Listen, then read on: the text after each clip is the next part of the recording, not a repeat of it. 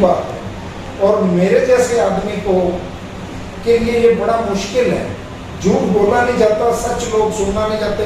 मुझे तो आज भी राजनीति में कहते हैं डॉक्टर साहब आप कामयाब नहीं होंगे अगर आप झूठ नहीं बोलोगे। मेरा तो एक ही कहना है, लोगों को जरूरत है, विधायक बना देंगे, काम कर दूंगा। मुझे तो वो हवस है नहीं कि विधायक बनने की। विधायक बन के मुझे 10 पीढ़ियों के लिए नहीं कमाना। जन सेवा के लिए आया हूँ और जन सेवा ही करूँगा। राजनीति एक बड़ा माध्यम है, इसलिए वो जन सेवा का, इसलिए मैं राजनीति में आ गया।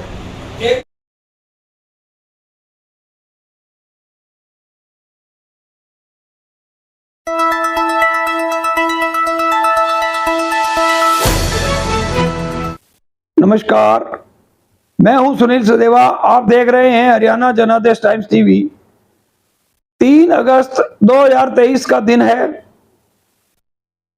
आज का एक महत्वपूर्ण समाचार यह है कि हरियाणा जनादेश टाइम्स की टीम ने विशेष संवाददाता सुशील बंसल, संपादक Sunil Sachdeva, staff reporter Rohit Chauhan, crime reporter Rajendra Sharma ने जजपा को गुड बाय कहने वाले डॉक्टर वीरेंद्र सिंह सिवाच से बात की।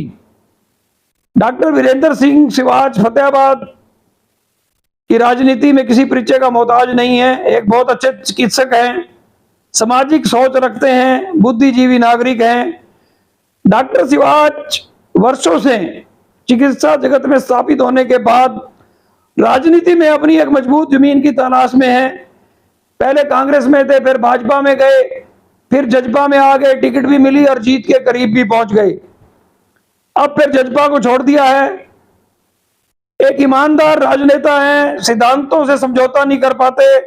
आज का राजनीतिक सिस्टम तरह तरह की ड्राइंग रूम राजनीति व तरह तरह के बखेड़ों का एक युग है, उसमें फिट अपने आप को नहीं कर पाते।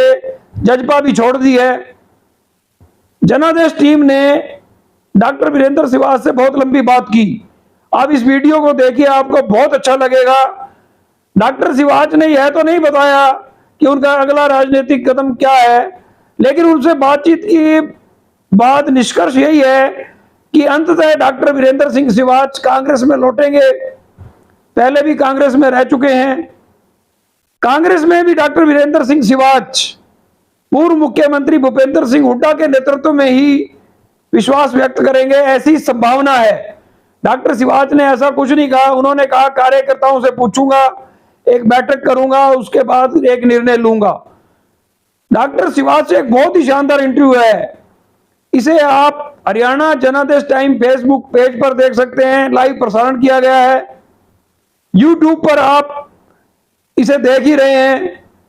हरियाणा जनादेश टाइम्स बाढ़ की विभीषिका के दौरान लोकप्रियता के शिखर पर है। जितनी बाढ़ की कवरेज हरियाणा जनादेश टाइम्स ने की है, कोई भी चैनल नहीं कर पाया है। हम आपको भविष्य में बहुत सारी राजनीतिक, सामाजिक, नगर परिषद राजनीति को लेकर सच क्या है, फतेहाबाद की राजनीति में सच और झूठ क्या है, सामाजिक धार्मिक बहुत बढ़िया आयोजन कैसे होते हैं, प्रशासनिक कार्रवाइयां कैसे चलती हैं, बहुत सारे वीडियो आपको दिखाने वाले हैं। सच का एक आईना प्रस्तुत करेंगे। तस्वीर आप खुद बना लीजिएगा। हरियाणा जनादेश टाइम्स से जुड़े रहिए। फेसबुक पे सब्सक्राइब फॉलो कीजिए। यूट्यूब पर हरियाणा जनादेश टाइम्स को सब्सक्राइब कीजिए। फिलहाल आप डॉक्टर वीरेंद्र सिवाच से हुई शानदार बातचीत का एक वीडियो देखिए। शहर फतेहाबाद की स्टेट बैंक रोड पर स्थित इलेक्ट्रॉनिक्स, फर्नीचर व हॉलमार्क ज्वेलरी का फतेहाबाद जिले का सबसे बड़ा शोरूम विशाल टीवी केयर शोरूम पर उपलब्ध है। देश के प्रसिद्ध ब्रांड के इलेक्ट्रॉनिक्स उत्पाद कुशल कारीगरों द्वारा बनाया गया अत्याधुनिक फर्नीचर, हॉलमार्क ज्वेलरी के बेशुमार गहने शुद्धता की गारंटी के साथ।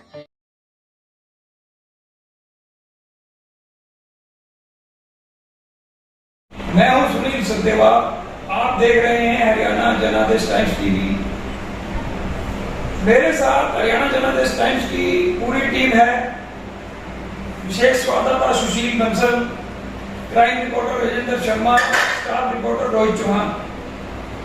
आज हम एक बहुत बड़ी राजनीतिक हस्ती, मैं तो इन्हें हस्ती ही कहूंगा, समाज सेवा करते करते डॉक्टरी करते करते लोगों को बेहतरीन स्वास्थ्य सुविधाएं, जरूरतमंद को निःशुल्क स्वास्थ्य सुविधाएं, डॉक्टर साहब के सामाजिक कार्यों का उल्लेख करेंगे तो यह इंटरव्यू उन्हीं में पूरा हो जाएगा। शिक्षा के क्षेत्र में भी डॉक्टर साहब ने अपनी दांव जमा रखी है।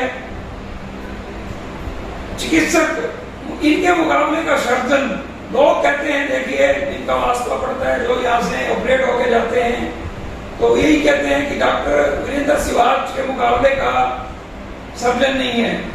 राजनीति में भी इन्होंने पिछले चुनाव में यह दिखा दिया कि डॉक्टर सिवाच कोई ऐसा वैसा राजनेता नहीं है कि राजनीति में आया और चला गया। जीत के बहुत नजदीक मैं तो यही कहूंगा कि फतेहाबाद के विधायक बनते बनते रह गए। डॉक्टर साहब भी ईश्वर को मानते होंगे, हम भी ईश्वर को मानते हैं, परमात्मा की इच्छा के ऊपर ही सब कुछ निर्भर करता है। डॉक्टर साहब ने अभी हाल ही में जननायक जनता पार्टी को अलविदा कहा है, उसी को लेकर जनादेश टीम यहाँ पहुंची है डॉक्टर साहब से बातचीत करने। डॉक्टर सिवाच जी, सबसे पहले तो आपका हरियाणा जनादेश टाइम्स टीवी पर स्वागत है। धन्यवाद। सबसे पहला प्रश्न, लोगों ने तो आपसे पूछा कि जजपा क्यों छोड़ी। जी, मेरा प्रश्न यह है कि आप पहले चिकित्सक बने, इस शहर में आए, सरकारी सेवा भी की, फिर आपने सरकारी सेवा में दाव जमाई, अपना हॉस्पिटल खोला तो आज उसका नाम है। जब नाम लोग लेते हैं, अपने आप लेने से कभी भी नहीं हुआ करता, पब्लिक में आपका नाम है, उसमें भी आपने दाव जमाई। राजनीति में भी आपने एक लंबा सफर तय करते हुए एक मुकाम हासिल किया। सामाजिक कार्य भी आपके छुपे नहीं है सारी चीज। मेरा पहला प्रश्न यह है डॉक्टर साहब कि इतना सारा बढ़िया बढ़िया काम करते हुए आप राजनीति में आ गए, तो आपको यह नहीं लगा कि मैं गलत लोगों के बीच में आके फंस गया हूं? हालांकि आपका लंबा कैरियर है। ये सब भाग्य करवाता है, हमारे हाथ में कुछ नहीं होता। मैं तो एक सोच के साथ आया था, आज से सही 32 साल पहले 16 अगस्त के दिन मैंने सरकारी अस्पताल में मेडिकल ऑफिसर के तौर पर अपनी ड्यूटी ज्वाइन की थी। लेकिन राजनीतिक और एडमिनिस्ट्रेटिव दोनों ही इंटरफेरेंस थी, शासन और प्रशासन दोनों का इतना जबरदस्त हस्तक्षेप था कि मैं यहाँ डॉक्टरी कर ही नहीं पाया, मरीजों को देख ही नहीं पाता था, क्योंकि शासन में जो बैठे लोग थे उनको मेरा काम करना करता था, मुझे नहीं पता। ना तो मैं किसी से कभी शुल्क सुविधा जो होती है, आप ब्राइब कहेंगे अंग्रेजी में, अंडर द टेबल कहेंगे, मैं तो एक साफ सुथरा सेवा करने के की एक मन में एक संकल्प लेके आया था कि यहाँ सर्जन नहीं है तो इस इलाके को डॉक्टर की जरूरत है। पर भाग्य को कुछ और ही मंजूर था। लोग मेरी रोज यहाँ पे डेपुटेशन कर देते थे, करवा देते थे। सीएमओ हिसार मुझसे रिक्वेस्ट करने लग गए कि डॉक्टर साहब हिसार आ जाओ, हिसार में आपको कोई नहीं आपके साथ दखल अंदाजी करेगा, छेड़छाड़ करेगा, आप हिसार में हमें सर्जन की जरूरत है। हिसार मेरा होम टाउन था, उसको छोड़कर मैं फतेहाबाद एक संकल्प था कि नहीं, फतेहाबाद लोगों को ज़्यादा ज़रूरत है। हिसार तो बहुत बड़ा शहर था, फतेहाबाद एक कस्बा था उस वक्त, और यहाँ लोगों को ज़्यादा जरूरत थी। वहाँ तो बहुत सारे लोग और भी डॉक्टर थे, अच्छे डॉक्टर थे, सेवाएं दे रहे थे, तो इसलिए यही संकल्प लेके आया था, सेवाएं देनी है। नियति को मंजूर नहीं था तो मुझे प्राइवेट प्रैक्टिस में 6 महीने बाद ही आना पड़ा, और तभी से निःशुल्क सेवाएं दे रहा हूँ ओपीडी में। और तभी मैंने फैसला कर लिया था जो चीज़ें मैं सरकारी अस्पताल में देना चाहता था वो नहीं कर पा रहा हूँ, तो सरकारी से चलो थोड़ा सा अधिक ताकि मेरा भी गुजारा हो जाए और मरीजों पर भी, जनता पे आर्थिक बोझ ना पड़े। ये सोच के साथ मैंने प्राइवेट प्रैक्टिस शुरू की थी और आज भी मैं दावे के साथ कह सकता हूँ सारे भारतवर्ष में शायद ही इतनी सस्ती स्वास्थ्य सेवाएं कोई उपलब्ध करा रहा होगा। ये मैं चैलेंज करता डॉक्टर साहब मैं बीच में रोकूंगा। आप तो ये कह रहे हैं मेरे ना खुद के परिचित जी 6-7 लोग आपसे ऑपरेट होके गए हैं, स्वास्थ्य लाभ कर रहे हैं जी। उनकी एक सीधी टिप्पणी होती है कि डॉक्टर शिवाज के यहाँ जिस चीज के 15,000 रुपए लगते हैं हिसाब में 60,000 रुपए खर्च होते हैं जी। इस चीज के लिए तो जनादेश बैंक आपको विशेष बधाई भी देगा और आपका ये तो क्षेत्र के लोग आभारी भी हैं कि इतना शानदार आपका प्लेटफॉर्म सारा आपने पैदा किया, लोगों को यहाँ एक सुविधा आप उपलब्ध कराते हैं। डॉक्टर साहब एक प्रश्न ये आ गया अभी, जैसे पत्रकार लोग उनसे राजनेता भी चर्चा करते हैं, कार्यकर्ता भी चर्चा करते हैं, हम कहीं बैठे थे डॉक्टर साहब तो वहां चर्चा यह छिड़ चली कि ना कहने लगे कि भी राजनीति में, आज की राजनीति में और आजादी से पहले की बातें होने लगी तो कहने लगे कि आज जिस तरह की राजनीति है ना, जो आदमी आधे घंटे में 100 झूठ बोल सके वो सबसे ज्यादा कामयाब राजनेता है। क्या ऐसा आपने देखा है? राजनेताओं को देखा है? बिल्कुल, वो उसको सांच को आंच नहीं बोलते हैं ना।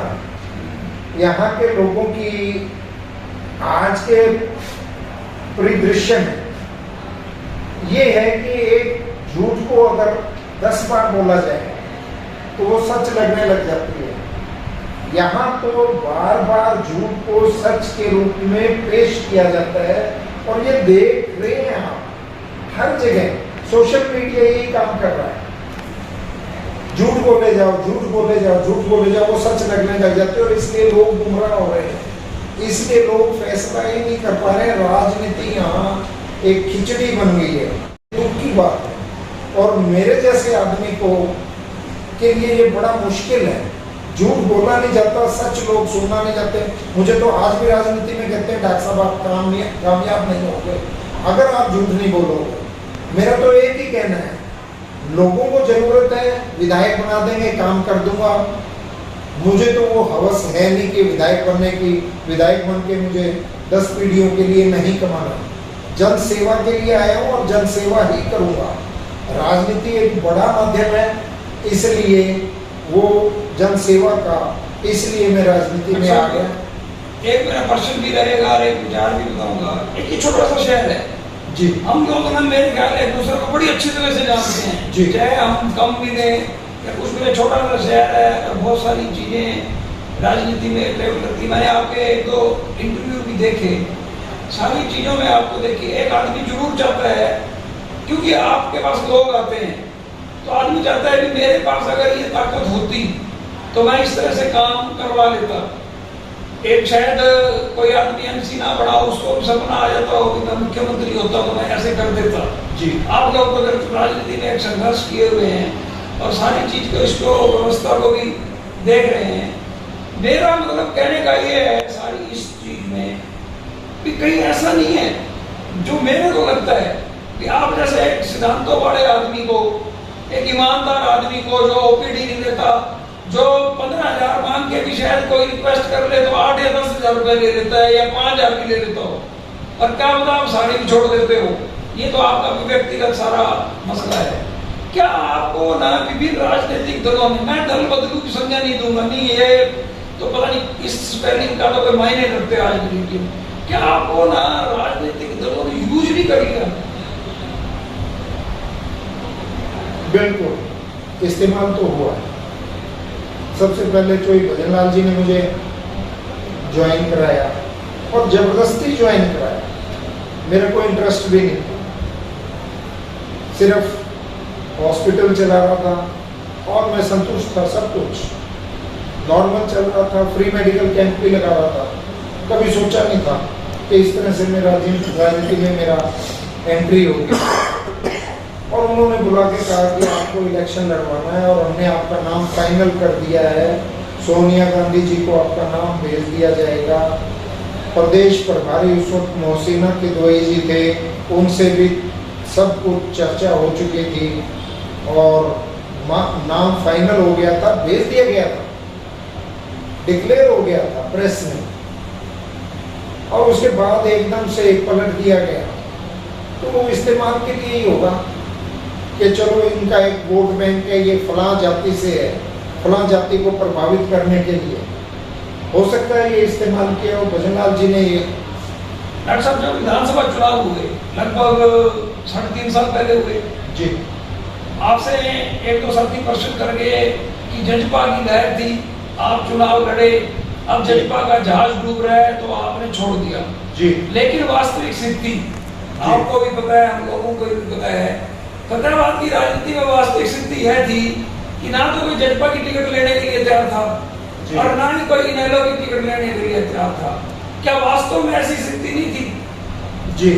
जब आप वो जो इल्जाम लगा रहे हैं या उनके मुख से कहलवाना चाह रहे हैं कि जजपा की लहर थी, 3 महीने पहले तो 5000 वोट ही मिले थे, फिर वो लहर कहाँ गई? और मैंने जनता ने चुनाव लड़ा, मैंने नहीं लड़ा। 74,000 से अधिक वोट लिए, 3 महीने में ऐसी कौन सी लहर खड़ी हो गई थी जो 5000 वोट जजपा के प्रत्याशी को लोकसभा में मिले। उसके बाद 3 महीने बाद ये तो लोगों का प्यार था और है, लोगों का आशीर्वाद रहा है। ये 32 वर्ष मुझे फतेहाबाद में हो गए हैं और उन 32 वर्षों का ही ये फल था जो लोगों ने मुझे वोट के रूप में ये आशीर्वाद दिया।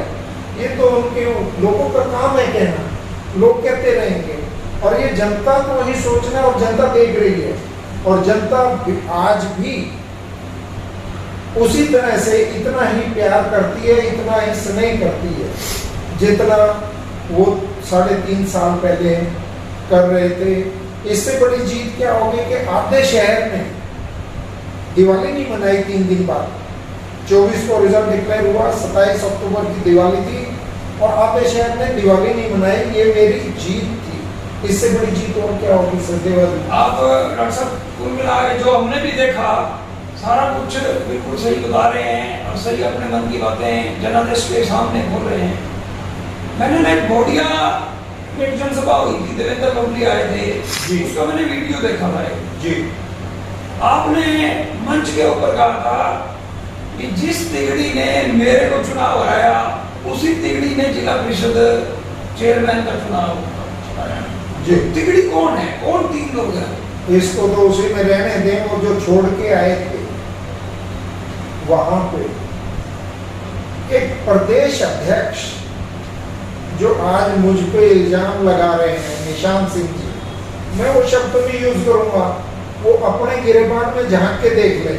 उन्होंने इलेक्शंस में मेरी कितनी मदद की। उनके जितने भी साथी थे वो भाजपा के साथ और विधायक के साथ लगे हुए थे और वो कह रहे हैं कि मेरे लिए शब्द यूज कर रहे हैं गद्दार का। पहले अपने गिरेबान में वो झांक लें और गद्दार शब्द का मतलब वो चौटाला साहब से पूछ लें, उनके बारे में क्या राय रखते हैं, या अभय सिंह चौटाला से पूछ लें, उनके बारे में इससे भी शायद बुरी राय रखते हैं। जो जैसा होगा वो वैसा ही सोचेगा।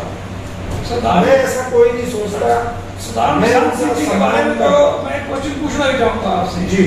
जजपा के प्रदेश अध्यक्ष हैं जी, टोहाना से चुनाव लड़ते रहे हैं, विधायक भी रहे हैं जी।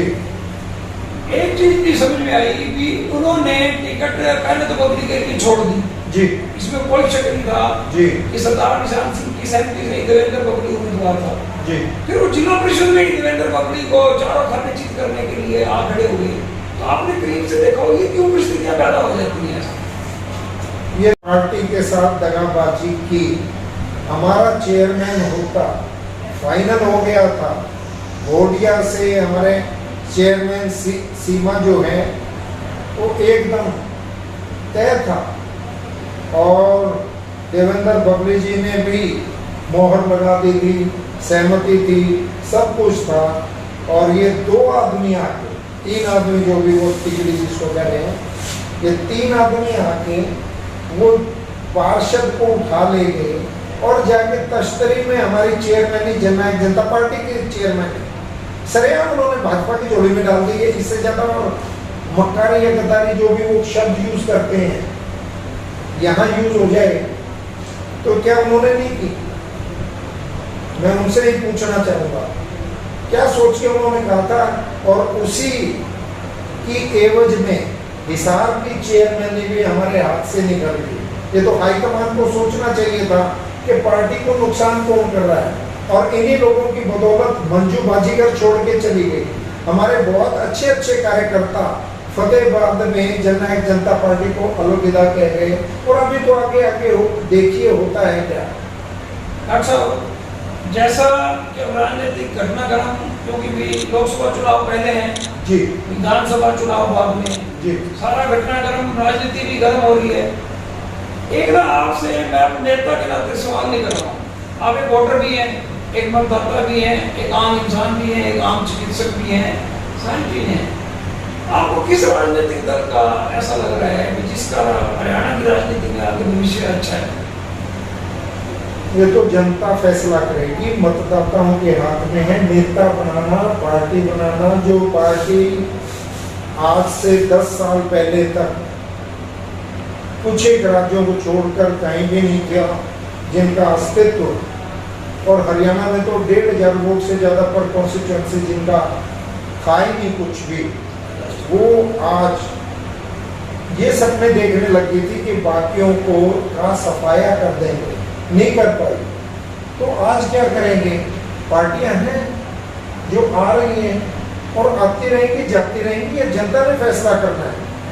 और मुझे आपके व्यक्तिगत राय पूछना चाहते हैं कि जैसे हरियाणा में कांग्रेस भी है जी, भाजपा भी है जी, आम आदमी पार्टी भी है जी, जी, जजपा भी है, इनेलो भी है, इनमें से कौन सी पार्टी आपको लग रहा है कि हरियाणा का नेतृत्व करने के काबिल है, या 19-20 कोई फर्क का इस तरह का है? आप मेरे मुंह से कहलवाना चाहते हैं कि मैं किस पार्टी में जाऊंगा, तो एक बार कार्यकर्ताओं से ही पूछ लें, एक बार उनकी मीटिंग ले लें, फिर बहुत शीघ्र ही आपको बता भी देंगे किस पार्टी में जाएंगे और कैसे जाएंगे। देखो डॉक्टर साहब, मैं एक चीज जरूर कहूँगा, पक्के राजनेता तो बन चुके हैं, क्योंकि मैं चाहता ही था कि आपके मुंह से निकले कुछ। चलो ये तो देखिए, आपने अपने कार्यकर्ताओं से ये तय है कि जहाँ जाऊंगा वो पार्टी राज्य में आएगी और सत्ता में आएगी, राज्य में सत्ता में आएगी और राज बनाएगी। अच्छा, एक चीज ये बताइए कि फतेहाबाद का विधायक अभी आपके मन में बनने की इच्छा है या किसी और के? आप देखिए, जनता के लिए लड़ रहा हूँ और जनता के लिए ही लड़ूंगा। मैं पहले भी कह चुका हूँ, जनता को मंजूर है, बना दें, काम कर दूंगा, और जनता के लिए मैदान में हूँ। बड़ा मंच है, वरना स्वास्थ्य सेवाओं के जरिए मैं समाज सेवा तो कर रहा हूँ, मैंने तो समाज सेवा करनी है और जनता बना देगी। नेचुरली अब राजनीति में हूँ तो प्रयास तो यही होगा कि विधायक बनूं, विधायक बन के लोगों के अच्छे से काम करा पाऊंगा। आज शहर के अंदर त्राहिमाम है, त्राही हो रही है, हर आदमी परेशान है। जिन्होंने बीजेपी को वोट दिए, चेयरमैन को काम नहीं करने दिया जा रहा, और मैं आपके इस सोशल मीडिया के इस इंटरव्यू के माध्यम से मैं ये कहना चाहूंगा कि इस वक्त देखो, जहां भी चेयरमैन रिजर्व है, SC ST की रिजर्व है, वहां हमारे विधायक पैरेलल में कॉमन सामान्य वर्ग वाले को पैरेलल में कुर्सी पे किस लिए बैठा रहा है? जहां सामान्य वर्ग का चेयरमैन है वहां तो नहीं बैठा रहा। तो ये SC ST के चेयरमैन से उनके साथ ज्यादती है और सरेआम ज्यादती है। पैरेलल कुर्सी कैसे लगा रहा है? वो कानून हो गया क्या? क्या शेड्यूल कास्ट के लोग इतने वो नीचे दर्जे का देखता है कि वाइस चेयरमैन की कुर्सी बराबर में लगा दे? ये सरासर अन्याय है। आपके इस मंच के माध्यम से मैं कहना चाहूंगा कि ये गलत हो रहा है। वाइस चेयरमैन की कुर्सी किस लिए है? क्या वो खाना चाहता है? सारे जनता ने चेयरमैन बना दिया, चुन लिया, तो वो हस्तक्षेप करने वाला विधायक का लेवल नहीं है कि वो यहाँ जिला इसमें म्युनिसिपल कमेटी में, म्युनिसिपल परिषद जो है उसमें और म्युनिसिपल कमेटी में, दोनों जगह वो हस्तक्षेप इस तरह से करे। जनता ने चेयरमैन गुना में चुना है, जनता ने चेयरमैन यहाँ चुना है, गुना में क्यों नहीं वाइस चेयरमैन की पैनल की कुर्सी लगाता हुआ?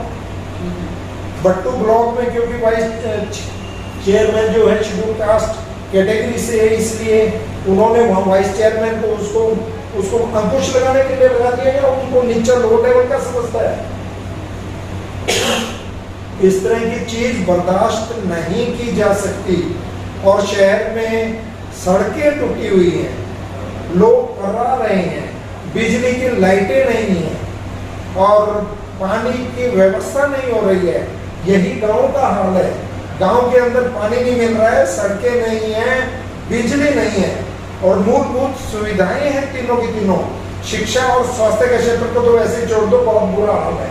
तो इसलिए सरकार जो मनोहर लाल जी कहते हैं, मनोहर लाल भ्रष्टाचार का काल, मुझे तो लगता है मनोहर लाल जी धृतराष्ट्र की कुर्सी पे ना बैठ गए हो, वो सब कुछ देख रहे हैं लेकिन वो कुछ कर नहीं पा रहे हो। और भ्रष्टाचार इस वक्त मेरे ख्याल से फतेहाबाद में 89 विधानसभाओं से कहीं ज्यादा 90वीं इस सीट पर अपने चरम पर है। मनोहर लाल जी, आपको इस माध्यम से मैं एक बार दो बार मैं पहले भी मंच पे ये बात कह चुका हूँ, मुख्यमंत्री जी इस चीज को सुधारें, इस पे ध्यान दें।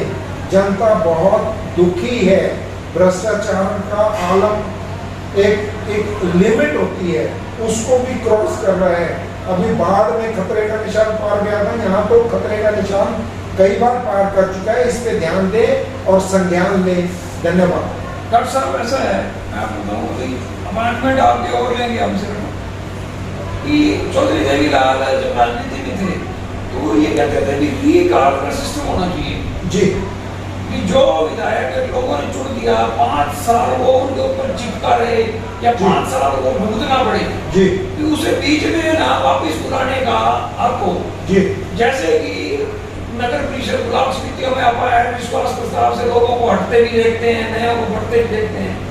तो क्या ये विधान ये मैं इस चीज की एडवोकेसी भी करता हूँ, वकालत करता हूँ कि होना चाहिए और कम से कम फूलों की मलाई की जगह जूतों की मलाई तो जरूर तैयार होना चाहिए। ये जो है आप ये देखिएगा, ये क्यों कुर्सी से चिपके रहते हैं। न्यूजीलैंड का उदाहरण भी देख सकते हैं। प्रधानमंत्री ने स्वेच्छा से और कुछ इस्तीफा दे दिया था न्यूजीलैंड की, लगभग 1.5 साल पहले की बात है। और अभी उनके एक मंत्री ने थोड़ा सा ही आरोप आ गया था कि नशा वगैरह कर रखा था और ड्राइविंग कर रही थी वो लेडी, उसने स्वेच्छा से इस्तीफा दे दिया। इससे पहले के यहाँ तो मर्डर तक कर चुके हैं और कुर्सी से चिपके बैठे हैं, तो वो कम से कम समाज सेवा करने तो राजनीति में नहीं आए।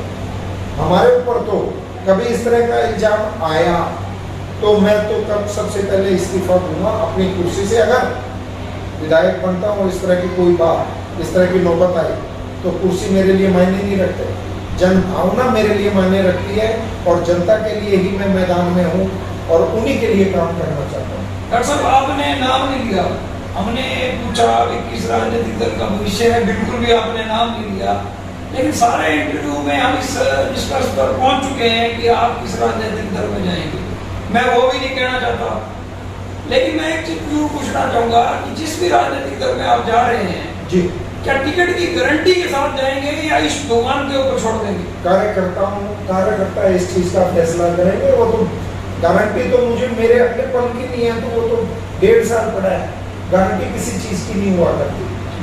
कार्यकर्ता फैसला करेंगे और शीघ्र ही आपको अवगत भी करा देंगे हम लोग इस बात से। मैं आपको बाकायदा पर्सनली कि मैं इस हमारे विशेष संवाददाता सुशील बंसल जी के मन में भी 2 क्वेश्चन हैं जी, आपसे जरूर पूछना चाहेंगे। हरियाणा जर्नलिस्ट टाइम्स टीवी दर्शन, आपने बहुत अच्छा हमें वक्तव्य दिया जी। पिछले दिनों आपकी हरियाणा के पूर्व मुख्यमंत्री भूपेंद्र सिंह हुड्डा से मुलाकात जी, शहर में व्यापक चर्चा है कि कांग्रेस ज्वाइन करेंगे जी। आम आदमी पार्टी भी राष्ट्रीय पार्टी है, क्या आपको लगता है कि दोनों पार्टियों में आप प्रवेश करेंगे तो आपसे पूर्व जो विधायकी की टिकट लेने की चाहत है, अगर मैं कांग्रेस का हूँ तो भूपेंद्र हुड्डा के ग्रुप से ही प्रहलाद सिंह गिला खड़ा, शहरजय ग्रुप से बलवान सिंह कौरपुरिया और रणदीप सुरजेवाला के ग्रुप से पुनिया जी, तो आपको लगता है कि अगर आप कांग्रेस में गए तो आपको टिकट के लिए एक बड़ी लंबी जद्दोजहद करनी पड़ेगी? इसका फैसला जनता करेगी, मैं क्योंकि आप नहीं कर सकता। भारतीय जनता पार्टी में थे जी जी और विधायक जो विधायक है थोड़ा नाम, उन्होंने एकदम एंट्री की, टिकट ले लिया, आप नाराज होकर आपने अचानक अगर आम आदमी पार्टी ज्वाइन करते हैं तो वहाँ भी पूर्व सांसद अशोक तंवर फतेहाबाद से चुनाव लड़ने की इच्छुक है और लक्ष्य कर पूर्व में उन्होंने चुनाव लड़ा है। तो आपको ऐसा लगता नहीं कि दोनों पार्टियों में पूरा जद्दोजहद करनी पड़ेगी आपको और टिकट देगी? या ये बड़ा टेढ़ा प्रश्न है, इसका अभी जवाब मैं दे नहीं सकता। इसको भविष्य के लिए ही रख दें तो बेहतर होगा। आपने पिछला चुनाव लड़ा जी 2019 में जीत के करीब से आप वापस आ गए, तो आपके मन में पिछले 5 साल में जो आपने फतेहाबाद की आदत दी थी, क्या आपको लगता है कि अगर आप विधायक होंगे तो किस काम को आप टॉप प्रायोरिटी करेंगे? मूलभूत सुविधाएं सबसे पहले है, बिजली, पानी, सड़कें, और उसके बाद एजुकेशन और हेल्थ, ये 5 सिस्टम प्लस रोजगार होना चाहिए। रोजगार बहुत जरूरी है। आज बेरोजगारी अपने चरम पे है, तो उनके लिए कुछ तो सोचूंगा कि यहाँ बड़े कारखाने आए, बड़ी इंडस्ट्रीज आए, बड़ी फैक्ट्रीज आए और लोगों को काम मिले। रोजगार के बगैर क्या है? भूखे पेट भजन न होते गोपाला, तो मंदिर कहते कहते तो रोटी नहीं मिलेगी। काम तो जनता को चाहिए, पेट भरने के लिए भी चाहिए, गरीब के लिए भी चाहिए। महंगाई की मार भी आम आदमी भुगत रहा है, तो बहुत सारे प्रॉब्लम्स और समस्याएं तो बहुत हैं, और सब पे ही काम होगा। जैसे भी होगा, जो भी मेरे से बन पाया, मैं अपना 100% देने का प्रयास करूंगा। जनता के लिए आया था फतेहाबाद, अपने लिए तो जनता ने मुझे इतना प्यार दिया, और ये अस्पताल उन्हीं की ही देन है। तो जनता जनार्दन है, और हॉस्पिटल में जनता भगवान है, मेरा कंधा था। बहुत बहुत धन्यवाद। हमारे बीच डॉक्टर वीरेंद्र श्रीवास थे। आपने लाइव इनका इंटरव्यू देख लिया होगा। मेरे सहयोगी सुशील बंसल जी ने भी बड़े शानदार प्रश्न पूछे। डॉक्टर साहब ने बहुत सारी चीजों का, कहते हैं राजनीति में इशारा भी होता है और बात भी होती है। कार्यकर्ताओं के ऊपर सारी बात छोड़ दी है कि जो 20 साल से कार्यकर्ता जुटे हैं, वो जो राय देंगे उस पार्टी में जाऊंगा। टिकट की गारंटी के कहते हैं कि जिंदगी की 2 पल की गारंटी नहीं है, टिकट 2 की 1.5 साल पड़ा है, उस चीज की गारंटी होगी। मैं 37 साल से फतेहाबाद में जर्नलिस्ट हूँ। मैंने बहुत सारे राजनेताओं के इंटरव्यू किए हैं, कई मुख्यमंत्रियों से भी बात करने का मेरे को अवसर मिला है। फतेहाबाद के लोगों में एक बात जरूर कह दूंगा, मैं जिस शख्सियत के साथ बैठा हूँ, यह आदमी राजनीति में पैसे कमाने के लिए नहीं है। विधायक अगर बनेंगे तो पैसे कमाने के लिए नहीं बनेंगे, मैं दावे के साथ कह सकता हूँ। सेवा करने का इनके अंदर ललक है, लेकिन सिस्टम में बहुत सारे लोग ऐसे आगे हैं, सेवा करने वाले लोग पीछे छूट जाते हैं। चाटुकार, झूठ बोलने में माहिर लोग, षड्यंत्र रचने में माहिर लोग आगे निकल जाते हैं। हम डॉक्टर श्रीवास से लगातार टच में रहेंगे। आप लोगों को जब ये कार्यकर्ताओं की बैठक करेंगे, तब भी आप लोगों को इनकी बात सुनाएंगे, और समय समय पर हर फतेहाबाद की राजनीति की, हर पल की आपको जानकारी देते रहेंगे। आप फेसबुक पर हरियाणा जनादेश टाइम्स को फॉलो कीजिए और इस वीडियो को दूर दूर तक शेयर कर दीजिए, ताकि लोगों को पता चले कि फतेहाबाद के नेता डॉक्टर वीरेंद्र श्रीवास क्या करने वाले हैं और क्या इन्होंने किया है। आज इतना ही, लगातार हम आप लोगों से बने रहेंगे। धन्यवाद।